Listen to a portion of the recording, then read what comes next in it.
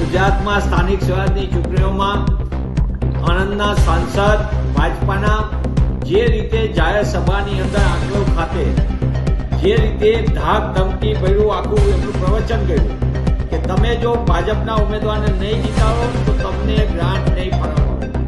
સાંસદ શ્રી આપ ચૂંટણી જીતવા માટે અને ભાજપને જીતાડવા માટે જે રીતે બે બાકડા બન્યા છે, કાશ તમે જો પહેલા ભાજપા વાળાએ જનતાલક્ષી કામો કર્યા તો તમારે આ ધાક ધમકી ન આપવી પડે.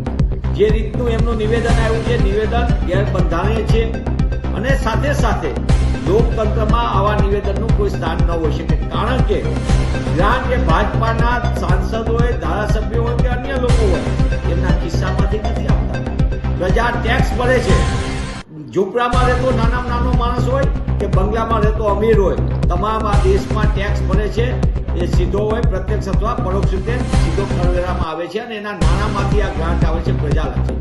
આ ભાજપાના સાંસદને એ પણ ખબર હોવી જોઈએ કે તમે ગ્રાન્ટમાં જે કમિશનો ગોઠવો છો, તમે જે રીતે ભાજપાએ આખું મોડેલ બનાવ્યું છે ચંદાદો ધંધાલોનું, એના કારણે આજે ગુજરાતના સામાન્ય માણસને જે મળવા પાત્ર સામાન્ય સેવાઓ હોય એનાથી પણ વંચિત રહેવું પડે. આંકડાઓનું નિવેદન વખતે રાજ્યના ગૃહમંત્રી શ્રી હોય એ સંપૂર્ણપણે સંવિધાન ઉપર શપથ લઈને બેઠા છે, ત્યારે સાંસદના આવા બે જવાબદાર નિવેદનથી એ વાત સ્પષ્ટ થાય છે કે ભાજપા હારી રહી છે અને ડરનો માહોલ એટલો બધો છે, પ્રજાનો આક્રોશ એટલો બધો છે, એટલે આવા નિવેદનો કરીને પ્રજાને ધમકાવવા માંગે છે, મતદાતાઓને ધમકાવવા માંગે છે. ત્યાં ઇલેક્શન કમિશનની સીધી જવાબદારી બને છે ફ્રી એન્ડ ફેર ઇલેક્શન કરવા માટે. એની જવાબદારી બને છે કે તેમને તાત્કાલિકપણે આ બાબતને સંજ્ઞાન લઈ અને આંકડો સહિતના મતદાતાઓમાં ડર પેદા કરવા માટે તેમનું જે નિવેદન છે એ નિવેદનની સામે તાત્કાલિક સાંસદ સામે ગુનો દાખલ કરવો જોઈએ અને પગલાં ભરાવવા જોઈએ. ભાજપાના નેતાઓમાં થોડી પણ શરમ હોય